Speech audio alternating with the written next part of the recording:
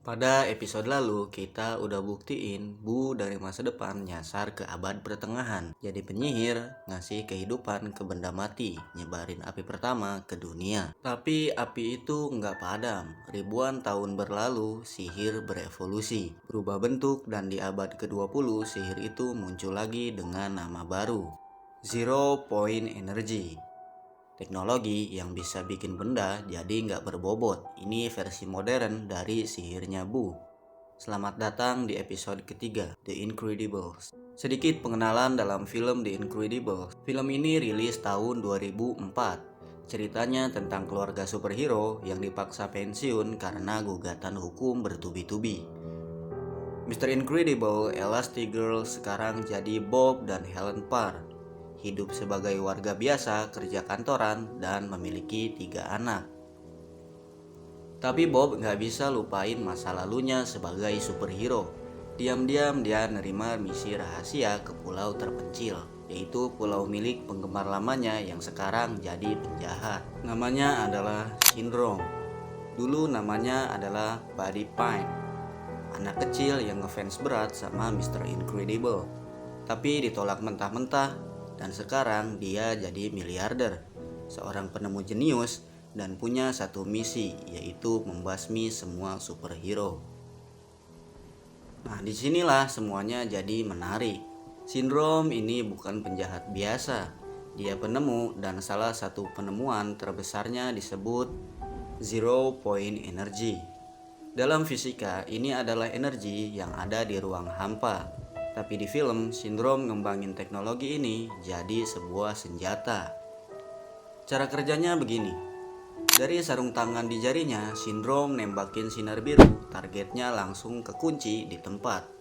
Nggak bisa gerak dan jadi nggak berbobot. Dia bisa ngangkat truk gede pakai teknologi ini. Bahkan seorang Mr. Incredible yang kekuatannya super kuat bisa lemas total kena sinar ini. Ini bukan senjata biasa, ini Zero Point Energy atau sihir yang dibungkus pakai logam dan kabel. Nah, coba lo perhatiin.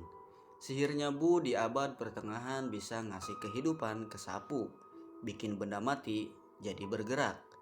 Teknologi Syndrome bisa ngunci benda di ruang, bikin benda mati jadi nggak berbobot. Ada hukum yang disebut Clarke's Third Law. Bunyinya, teknologi yang sangat maju nggak akan bisa dibedain dari sihir. Apa yang gue lakuin pakai sihir, Syndrome lakuin pakai teknologi. Bu nyebarin biji sihir di masa lalu. Ribuan tahun kemudian, biji itu tumbuh jadi teknologi. Syndrome tanpa sadar adalah pewaris dari pengetahuan kuno yang udah berevolusi. Tapi yang lebih serem, teknologi ini punya dampak yang nggak diduga-duga oleh Syndrome. Syndrome nggak cuma bikin Zero Point Energy, dia juga bikin robot pembunuh super namanya Omnidroid. Ini adalah robot pembelajar. Setiap detik lo bertarung, dia makin tahu cara ngelawan lo. Omnidroid punya kecerdasan buatan. Dia bisa belajar dari setiap pertarungan, beradaptasi, dan bisa ngalahin musuh pakai tekniknya sendiri. Syndrome pakai robot ini buat ngelatih dan ngumpulin data dari superhero satu persatu. Dan setiap kali superhero kalah, mereka mati. Banyak superhero tewas di tangan Omnidroid. Syndrome menyebutnya sebagai pengujian. Tapi yang gak dia sadari, robot ini makin pintar, makin sadar. Dan disinilah titik baliknya. Pas Omnidroid versi 10 ngehancurin kota Metroville, Syndrome muncul pura-pura jadi pahlawan. Dia ngendaliin robot pakai remote di tangannya. Tapi tiba-tiba robot itu ngelempar lengannya sendiri dan ia menembak remote yang dipegang oleh Syndrome. Kenapa robotnya melakukan itu? Jawabannya ada di logika robot. Coba kita lihat dari sudut pandang robot. Ada sinyal eksternal yang kontrol dia. Remote itu dianggap sebagai ancaman. Dan tugas robot adalah ngilangin semua ancaman. Jadi dia lacak sumber sinyalnya dan dia hancurin. Sekarang Omnidroid nggak lagi nurut sama penciptanya. Dia nurut sama logikanya sendiri. Syndrome kena batunya sama ciptaannya sendiri. Inilah yang ngebuat The Incredibles penting banget dalam Pixar teori. Poin pertama, zero point energy. Teknologi ini adalah bukti pertama bahwa sihir udah berubah jadi sains. Teknologi ini bakal dipakai di mana-mana, termasuk sama perusahaan raksasa BNL.